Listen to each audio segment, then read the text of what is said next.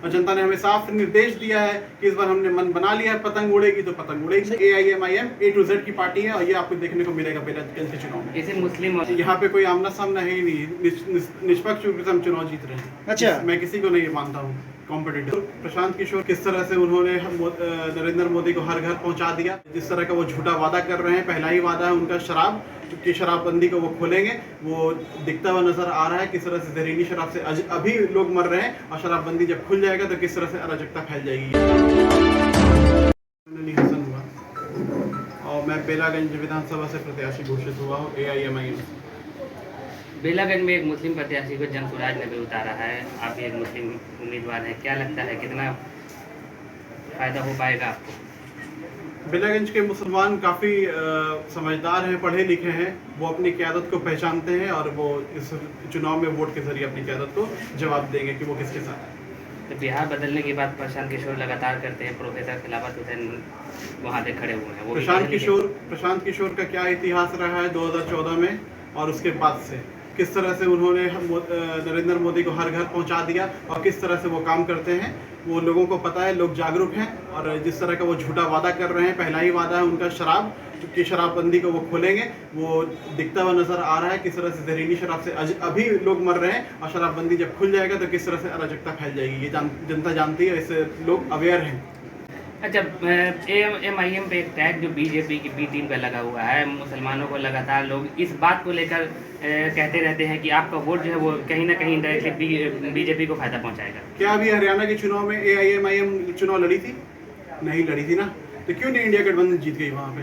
ये सब वाहियात आरोप हैं, बेबुनियाद आरोप हैं जो लगाने का काम करते हैं, वो लोग बेबुनियाद आरोप लगाते हैं और इसी तरह का बात उठाते हैं ताकि हमारी क़यादत को कमज़ोर किया जा सके, लेकिन हमारे इरादे मजबूत हैं, हम मजबूती के साथ लड़ेंगे और इस चुनाव को जीतेंगे। मगध सम्राट कहा जाता है सुरेंद्र यादव को, जिनकी सीटिंग जीत रही है, वो सांसद है, कितना मुश्किल है, नहीं लगता है कि उनके खिलाफ चुनाव लड़ना बड़ा मुश्किल होगा?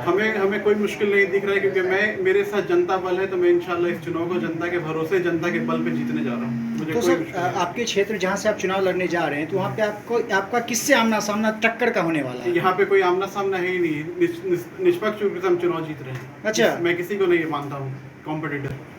जो पहले से जीते हुए हैं उनका समर्थन जिनको होगा, उनसे तो मुश्किल आपको पैदा होगी। बिल्कुल, वही पहली बार चुनाव में आ रहे हैं, उनसे पहले कभी तो चुनौती हुई नहीं है, लेकिन जनता ने मन बना लिया है बदलाव करने का, तो बदलाव तो होके रहेगा। और मैं पिछले 6 महीने से ग्राउंड पे यही कर रहा हूँ कि जनता का मन देख रहा हूँ, टटोल रहा हूँ, और जनता ने हमें साफ निर्देश दिया है कि इस बार हमने मन बना लिया है, पतंग उड़ेगी तो पतंग उड़ेगी। इस बार विधानसभा में किस मुद्दे पर आप ये विधानसभा चुनाव लड़ने जा रहे हैं? बेलागंज में 34 सालों से वहाँ पे एक मुश्त राज था, जिसका अंत होने जा रहा है, उसके खिलाफ मैं चुनाव लड़ने जा रहा हूँ। क्या आधार मानते हैं आप? जनता जो कह रहे हैं कि जनता का मन बदला हुआ है, किस आधार पे? बेलागंज में मुसलमानों का वोट सबसे ज्यादा है, उसके बाद हमारे साथ दलित समाज है, भूमियार समाज है, राजपूत समाज है, जो है क्योंकि ये पार्टी A to Z की पार्टी है। जो लोग बोलते हैं A to Z, वो परिवारवाद को बढ़ावा देते हैं, परिवारवाद को टिकट देते हैं, लेकिन हम कहते हैं कि AIMIM A to Z की पार्टी है और ये आपको देखने को मिलेगा बेलागंज के चुनाव में। इसे मुस्लिम और यादव के समीकरण के साथ राजद लगातार वहाँ पे शासन। हमने तो पहले ही बताया कि MY समीकरण खत्म हो चुका है, क्योंकि आप देख सकते हैं 20% की आबादी मुसलमानों की पूरे बिहार में है, और कितना सीट दिया राजद ने लोकसभा में? 2, और उन दोनों को भी हराने का काम किया। वहां पर से कौन जीता? अशोक यादव जीते ना, भाजपा के कैंडिडेट। तो यादव का वोट तो ऑलरेडी खिसक चुका है। मुसलमान एक मुश्त दे रहा है राजद को, एक अपना बकौती समझ रखा है राजद ने, मुसलमानों को ठगने का काम कर रहा है। मुसलमान से इतने डरे कि हमारे 4 विधायक को तोड़ लिया उन्होंने।